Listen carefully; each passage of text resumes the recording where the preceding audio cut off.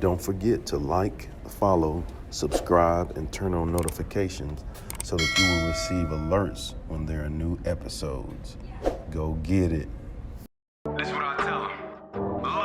I've been grinding for so long, I wake up and chase my goals. I go out and I go get it. How to code, that's all I know. I don't succeed, then I don't breathe. Success, what does it mean? If I conquer all my goals, then I'm living out my dream. Dig deep, go out and get it. Success Chronicles. Compete until it's finished. Success Chronicles. Go take care of your business. Success Chronicles. It's deeper than just winning. Success Chronicles.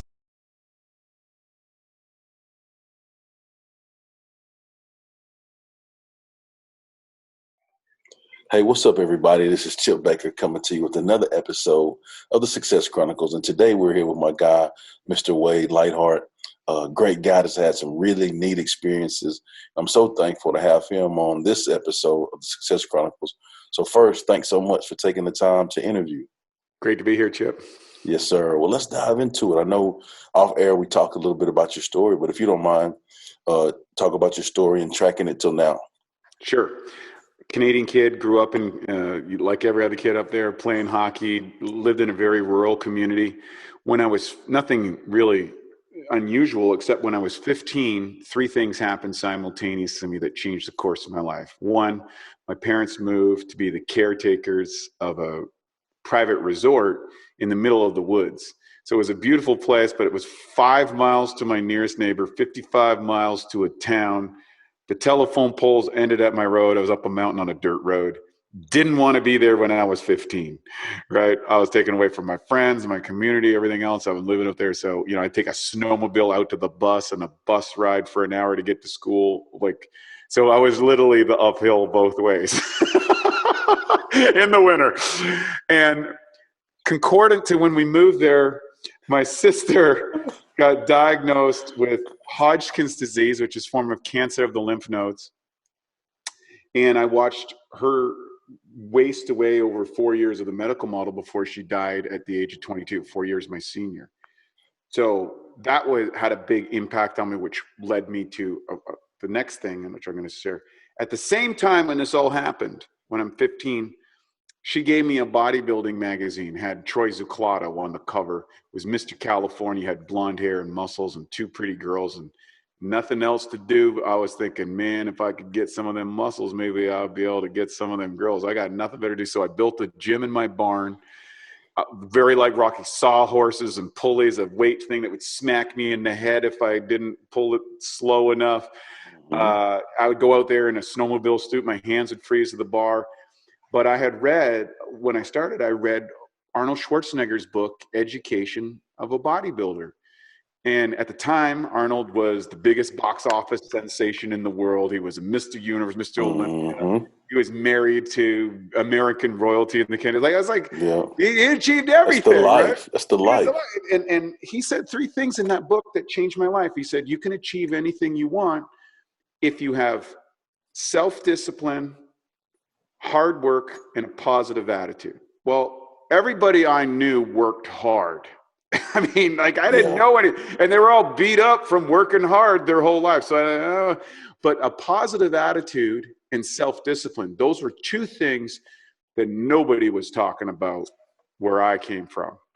And I embraced what Arnold said, went in my brain, and that's what I did. And I built a dream up in my mind during those years that I was going to compete in the Mr. Universe contest. I was going to own a nutritional supplement company. I was going to live in Gold's, Venice Beach, California, and train at Gold's Gym. And, 33 years later, all of those things came true. And now I'm at Venice Beach, California. I'll be going to Gold's Gym today when I get done this interview. And we have a supplement company that helps people all over the world. So it did happen, but there was 33 years in between where a lot of other things happened. That's it. I love it. Well, what are three things you accomplished in your life that you're proud of? Yeah. Number one, I guess I achieved my goal to go to the Mr. Universe contest. Number two, I developed what I would call a high value company that's built on really, really strong ethical principles that helps other people have and enjoy better health. And then the third thing was along the way, cultivated a relationship with God. And, you know, that gives purpose and meaning to the most difficult things in life, and it amplifies the best things in life. And I think it's a great combination. Come on, Wade. That's good stuff right there, man. I love it. I love it. So, you know, just hearing you talk about your story, hearing you talk about the things that you're proud of, I will consider that to be hugely successful. So let's hit on success. What is your definition of success? Well, I'll give you a couple examples. Okay. When I was in school, there was a fella in our school. His name was Jamie. I'll save his last name. And I remember him arguing with the teachers when we were like 16 years old. He said, look, I don't know why I'm doing this math. I don't know why I'm doing this reading. I don't know why I'm doing this stuff. I'm going to be a truck driver. I want to drive trucks. The only thing I ever wanted to drive was trucks. And as soon as he got out of school, he became a truck driver and drove trucks. To me, he got successful faster than anybody in our class. For me, I had a bigger vision of what success was, and I went through an incredible amount of challenges and failures and disappointments and heartaches and physicality to get where I felt I could contribute to the world with the way I wanted to. And so I think success is being able to do what it is you're to find, develop, and become the ultimate expression of your natural capabilities and essence in a way that enhances society at large, the human family. Yeah, I love that. Yeah. I love it. That is so good. And